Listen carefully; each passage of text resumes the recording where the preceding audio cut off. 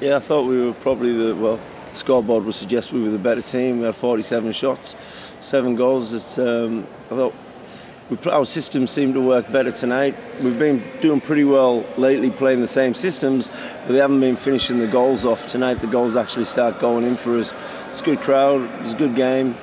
I thought we probably deserved the win.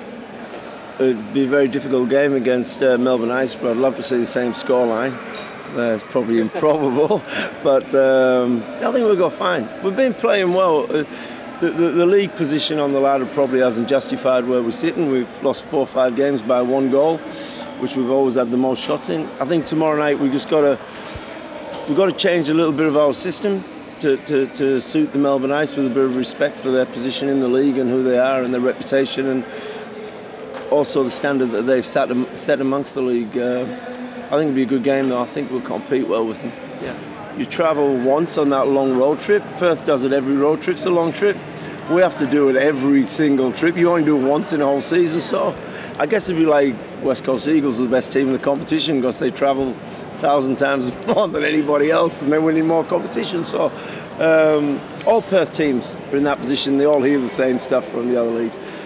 I think the solution to that, and if anybody asks me for an honest answer, is travel to Perth with 3 lines and use them. Because you're going to come to Perth, you're going to get a very hard game. There's no point bringing 2 lines, us skating you off the ice. Of course you're going to be exhausted on the Sunday when you've travelled back here. You need to bring a bigger squad for the road trip. I think there'll always be an interest in a competition with Melbourne Ice, and it's out of respect, not out of any animosity. They set the standard for us. They help us get in the league. They give us a lot of advice, and we're obviously good business people in our own right, but we've taken on a lot of their knowledge. And I think as a rival comes, I guess you want to topple over the person who gave you the start. I think that's a standard of improvement, and I don't think they'd be too upset if we did, to be honest with you. There is a lot of we've got a lot of respect for them. The positive thing, we've had fantastic crowds.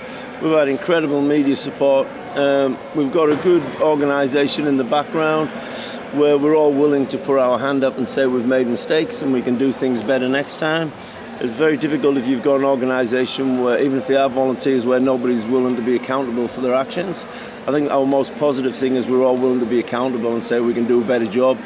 People are willing to take advice. I think as far as the hockey goes, I think I would like a bit more accountability from the players, but we're a very young team. We've got an average age of 22 on the team, so I think they're starting to learn that if we work together and stick together, there'll be some positives come.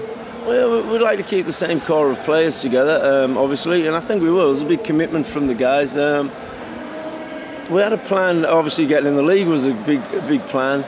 But when we started this season, I had a 3-year plan that we would win the league. And that's a massive.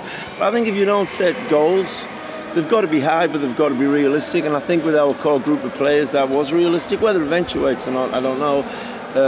But our plan is still to win this within 3 years. Whether we win it this year, next year, the year after, we want to win it.